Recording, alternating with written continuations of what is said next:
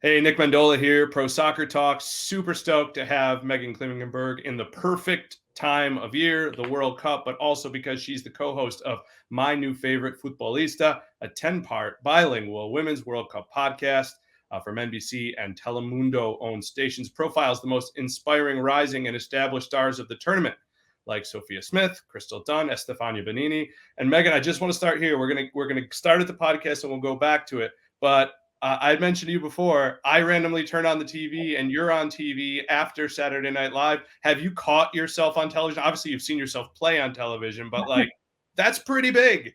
I mean, that's so wild. I keep telling my mom and my brother and my friends and family, they think it's so cool. I have not caught it yet. I know it's also on Peacock, so Yep. streaming on Peacock. I will probably try and catch it on that, but it's really hard for me to watch myself be on TV. I would much rather watch myself play soccer because that's what I'm an expert at. But you're the expert at this. I'm the expert in soccer. There's that. Yeah. The 10 episodes also available on major podcast platforms, Apple Podcasts and Spotify. So we're going to get to that because I'm stoked to talk about that. But I do want to start with the World Cup. You have dealt with the seemingly impossible pressure that comes with representing the U.S. women's national team at this tournament. Your pressure maybe a little bit more on ending a long wait to win. This team's pressure, first ever nation to take 3 in a row. Do you look back on these times? Obviously, there's great joy and great experience with it, but do you still get like that sort of tense bundle of energy, the way that people think about other big time moments in their lives? Or is it all kind of, I hope my friends do well? Oh, it's 100%. I hope my friends do well. I am a total geek, like a total fan of this World Cup. I have no, horses in the race except to have my friends do well and be happy with their performances and how they do. And because I have so many, like I have a teammate from Japan, I have a teammate from one of my best friends is from Costa Rica, Rocky Rodriguez playing for their team. We have Canadians, we have a ton of Americans. So I have different friends on different teams, and this year I just hope they all have fun. Yeah. I mean, looking back on your time in it, because I do want to ask you about the tournaments, your great experience, but looking back on your time in it, what is the enduring memory? I mean, is it winning in the celebration or is it other stuff? It's definitely the other stuff. Really? Yeah, for sure. I mean, winning is fun, but I don't play because of winning. If Okay. we just played because of winning, then that would be a really sad career because you can't control the outcome of games. You can't Right. control referees, you can't control weird bounces, you can't control the score. All you can control is how much fun you have, how much effort you put in, your attitude about the game, and how you communicate and do other things on the pitch.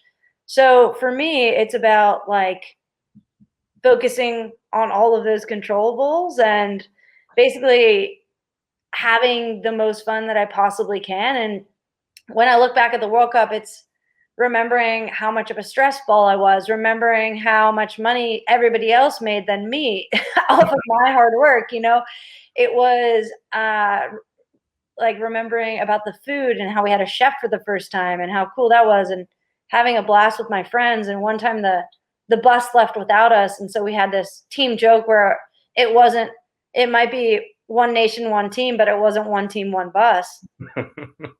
So it's all the little things whenever that add up to the most memories for me.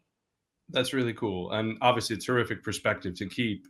When it comes to this tournament, I mean, a lot of us, I don't know how to describe it. Of course, I want the United States to win. Yeah. But what's because, and in your podcast, by the way, helps with this.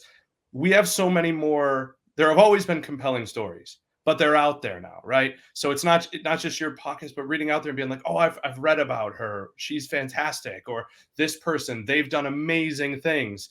How do you I mean, the U.S. is about to play when we film this. The U.S. is about to play the Netherlands. Yes. So I do want to get your take. Don't let me escape this without saying, how do you think they're going to do in the tournament? Right. But seeing all these stories, has it changed how you view the tournament? Absolutely. I think when you get to know players as people, you become way more invested in the tournament. Mhm. And now that I mean, I know a bunch of my teammates. I know the U.S. women's national team players in general. I've had teammates from past teams that are going, and I know them well as humans. And so I'm always rooting for them. And because I know them so well, it becomes more personal for me. And I think that that's the type of experience that we're trying to give fans for this World Cup through my podcast and through all these other media outlets and sources. And these stories are so inspiring. And you're right, they are compelling. And it's because when we see people play, we only see one facet of their identity. When we see them on these podcasts talking about their struggles, their hopes, their dreams, their grief, their love, like the loves of their lives, we get to see a different side of them that we never got to see before. And when you get to see the humanity in these people, then it becomes really difficult to root against them, doesn't it? Yeah, I always hated that. So I'm a big hockey guy, and you would see a compelling story on, for example, I'm from Buffalo, so the Toronto Maple Leafs, and you'd be like, now I got to watch the team I don't like, and be like, but that's a good dude. Like it was always an issue. Yeah. So many of these stories, like they hit close to home, and I know I saw something on your social media account about Martha Cox and her story on grief and how it touched you deeply. And watching Sophia Smith, I'm someone who struggled with mental health. So her episode rang true with me, even though I'm not a world-class athlete. I'm still going through my day, maybe with some of the things that face her. That she faces. How did you go through preparing yourself for these discussions? Like, did you know that they were going to get weighty? Because it seems like by design, you picked people who were really willing to speak and speak openly. I think that's what makes this so good is that we get to see their humanity shine through. And the great part about that is when you get to see somebody that is going through something, it speaks to you. So the Sophia Smith episode really spoke to you because it's relatable. Right. And the Marta Cox episode really spoke to me because it's relatable. And I think sometimes we don't think the Messis of the world or the Sophia Smiths of the world or the Marta Coxes of the world are relatable because we only see them play soccer and we put them on this pedestal. Right. But really, they're just people with fascinating, inspiring, sometimes devastating stories. And so how I prepared was just, I wanted to be curious. Mm-hmm. I wanted to ask questions that other hosts or media wouldn't feel comfortable asking because maybe they aren't looking at this side of the person, or maybe they don't feel comfortable because they don't know the person the way that I do. Like, some of these women are my very best friends in the world. And I truly care about them, and they'll be in my wedding and I'll be in theirs and all these different things. And so when you get that kind of closeness, it's easy to ask questions that I think other people don't have access to. So I had accessibility in that way, but I also had accessibility being like, hey, Marta, the host of this podcast has been in your shoes. Has been to a World Cup, has won a World Cup, does play pro soccer. So she does know all of the things that it takes to be at the top level while also just dealing with being a human, because it's hard being a human. Right. Yeah, no kidding. And again, even if you didn't know them, which obviously adds that layer, you're in the arena, right? Like, it's kind of what we're talking about. And it's interesting to me. I'll take it in a different direction with Christine Sinclair. Obviously, you've known her for quite a while. She is, I hate the use and overuse of the word goat, but like, she's as close to a unicorn as you're going to get. Oh, I can remember, again, being in Buffalo. She was with the West New York Flash, running into her a couple times, just super humble, not going to hear a ton from her, right? But then you've got her talking about everything. And I thought that was amazing. Like, what a great dive into literally perhaps the greatest player of all time. She really is. And you're right. We overuse the word GOAT. Yeah. But when it comes to Christine Sinclair, she is. Like, 100%. Nobody comes close to goal scoring. That is her superpower. She is able to slow down time and space in the box and make the most of it. And that's what makes her so special.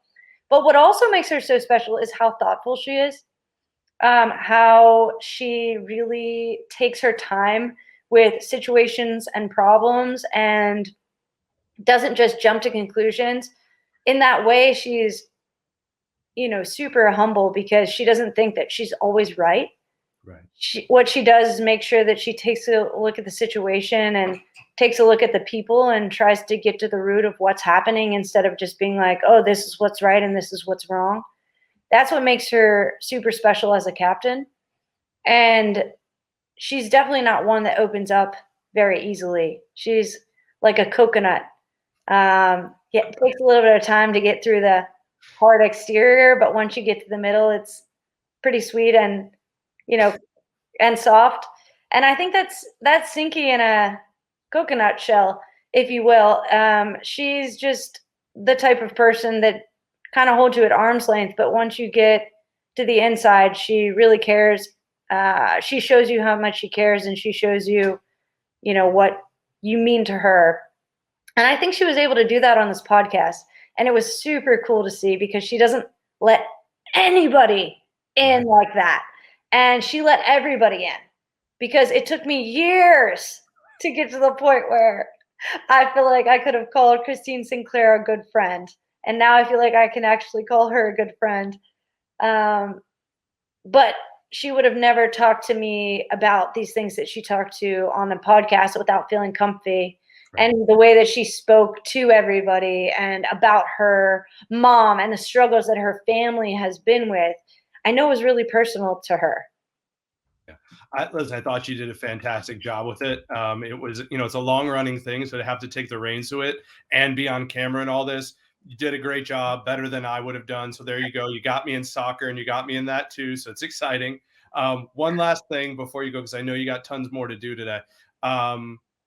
USWNT, are you predicting a win for them? And then on the back of that, are we predicting back-to-back for the Thorns? You know what? I am not one that's about winning and losing anymore. I used to be very much so, but now I recognize that the journey is more important than the destination. Right on. And so I really just hope that the U.S. women's national team is able to perform the way that they want to, have fun, and be their most authentic selves on the field. And if they're able to do that, then I think the results and the outcome will follow. And I feel the same way about the Thorns. Awesome. That is a fair way to put it. And I won't push you on it. So thank you for the time. That flew by, but it's because you're awesome and you're doing a great job with the podcast. I hope everybody checks out my new favorite Futbolista on TV, your podcast, and all that. So Meghan Klingenberg, thank you for your time. I appreciate it a great deal. Thank you, Nick. Hi there, I'm Rebecca Lowe, studio host for NBC's coverage of the Premier League. Don't forget to hit subscribe to watch more videos all season long. For even more Premier League content, from original series to live matches, head over to Peacock and be sure to tune in for Premier League mornings every weekend on USA Network and on Peacock. We will see you over there.